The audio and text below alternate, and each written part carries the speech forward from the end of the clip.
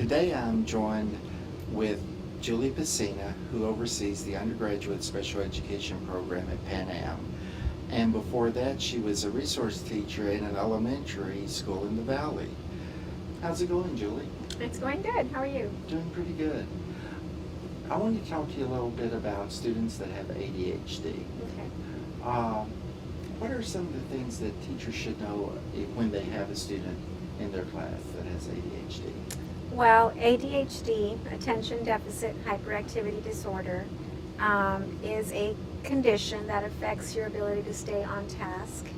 And so those students are going to be anxious throughout a lesson. They're going to want to get started right away. So they need assistance with breaking down an assignment, doing it in chunks, we call it, or working a little bit at a time, 5 or 10 minutes, then take a quick break, or even things like allowing them to walk around the room every once in a while just to be able to get back on task. So frequent breaks and breaking down the assignment would be good for them. Are these students going to be the ones that are really laid back and calm and easygoing in your class?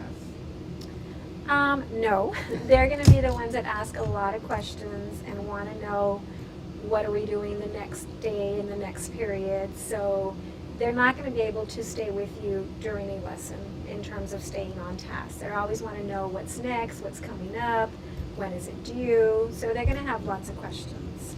And so as a teacher, part of your job is to be prepared for those questions and even have backup activities because they might finish quickly, and so you want to have plan A, plan B, plan C, something extra for them to do.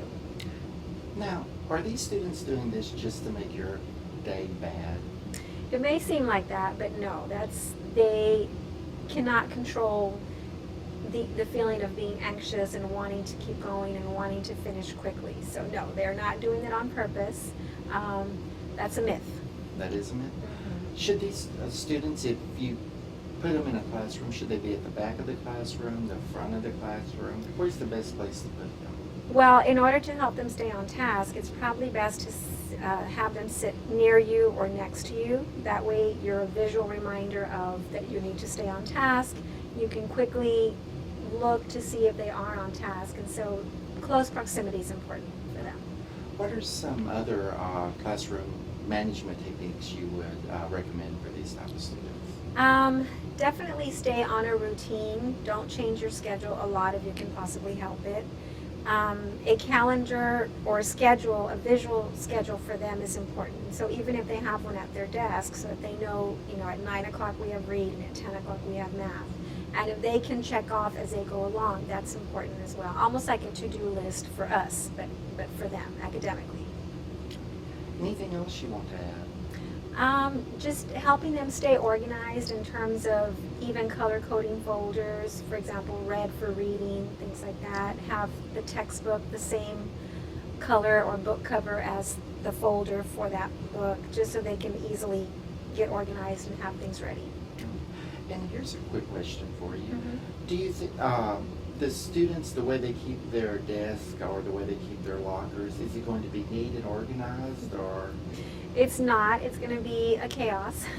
And so they need to actually learn about how to keep a clean desk and a clean locker. And so things like color coding would help them.